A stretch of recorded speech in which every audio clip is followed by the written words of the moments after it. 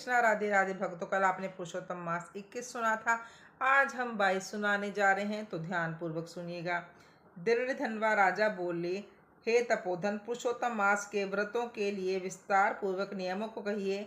भोजन क्या करना चाहिए और क्या नहीं करना चाहिए, और व्रती को व्रत में क्या मना है, विधान क्या है। श्री नारायण बोले, इस प्रकार राजा दृढ़धनवा ने वाल्मीकि मुनि से पूछा। बाद लोक के कल्याण के लिए वाल्मीकि मुनि ने सम्मान पूर्वक राजा से कहा। वाल्मीकि मुनि बोले, हे राजन, पुरुषोत्तम मास में जो नियम कहे गए हैं, मुझसे कहे जाने वाले उन नियमों को संक्षेप से सुनिए। नियम में स्थित होकर पुरुषोत्तम मास में हविष्यान भोजन करें।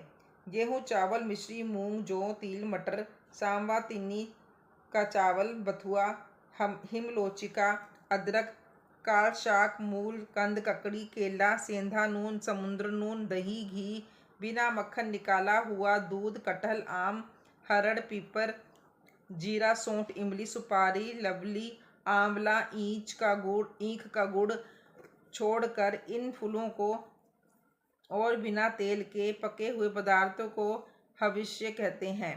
हविष्य भोजन मनुष्य को उपवास के समान कहा गया है। समस्त आमिष, मांस, शहद, बेर, राजमांसादिक, राई और मादक पदार्थ, दाल, तिल का तेल, लौह से दूषित, भाव से दूषित, क्रिया से दूषित, शब्द से दूषित अन्न को त्याग करें।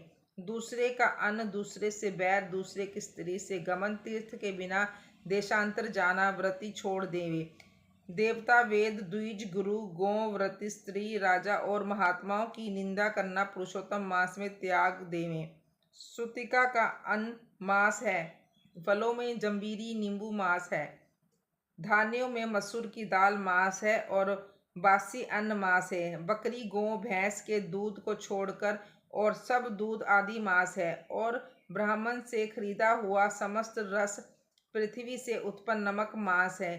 तांबे के पात्र में रखा हुआ दूध, चमड़े में रखा हुआ जल, अपने लिए पकाया गया अन्न को विद्वानों ने मास कहा है।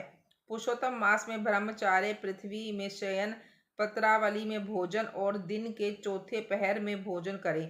पुरुषोत्तम मास में रजस्वला स्त्री, अनंत्यज, मलेच्छ, पतित, संस्कारहीन, ब्रह्मांड से द्वेष करने वाला, वेद से गिरा हुआ, इनके साथ बातचीत न करें।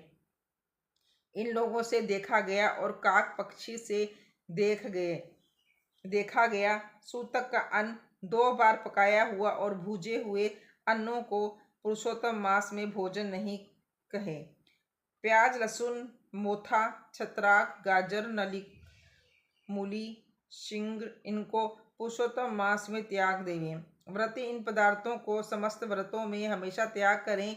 विष्णु भगवान के प्रीत्यर्थ अपनी शक्ति के अनुसार कृच्छ्र आदि व्रतों को करें।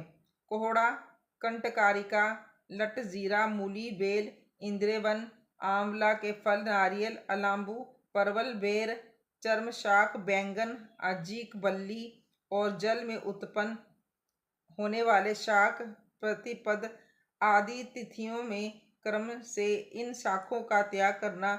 गृहस्थ आश्रमी रविवार को आंवला सदा ही त्याग करें।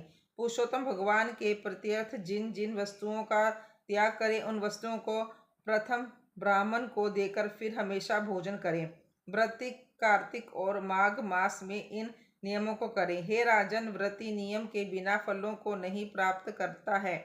यदि शक्ति है तो उस उपवास करके पुरुषोत्तम का व्रत करें, अथवा घृत पान करें, अथवा दूध पान करें, अथवा बिना मांगे जो कुछ मिल जाए उसको भोजन करें, अथवा व्रत करने वाले यथाशक्ति फलहार आदि करें, जिसमें व्रत भंग ना हो। विद्वान इस तरह व्रत को नियम धारण करें। पवित्र दिन प्रातः काल उठकर पूर्वाह्न की क्रिया को करके भक्ति से श्री कृष्ण भगवान का हृदय में स्मरण करता हुआ नियम को ग्रहण करें। हे भूपते, उपवास व्रत, नक्त व्रत और एक मुक्त, इनमें से एक का निश्चय करके इस व्रत को करें। पुरुषोत्तम मास में भक्ति से श्रीमद् भागवत गीता का श्रवण करें तो उस पुण्य को ब्रह्म कभी कहने में समर्थ नहीं होंगे। श्री पुरुषोत्तम मास में लाख तुलसी दल से शालिग्राम का पूजन करें तो उसका अनंत पुण्य होता है। श्री पुरुषोत्तम मास में कथानुसार व्रत में स्थित व्रती को देखकर यमदूत सिंह को देखकर हाथी के समान भाग जाते हैं। हे राजन, ये पुरुषोत्तम मास व्रत से यज्ञों से भी श्रेष्ठ है, क्योंकि यज्ञ के करने से स्वर्ग की प्राप्ति होती है और पुरुषोत्तम व्रत करने से गोलोक को जाता है। जो पुरुषोत्तम मास व्रत करता है उसके शरीर में पृथ्वी के जो समस्त तीर्थ और क्षेत्र हैं तथा संपूर्ण देवता हैं वह सब निवास करते हैं। श्री पुरुषोत्तम मास का व्रत करने से दुख दुख संपन्न दरिद्र और कायिक वाचिक मानसिक पाए से सब नाश हो प्राप्त होते हैं।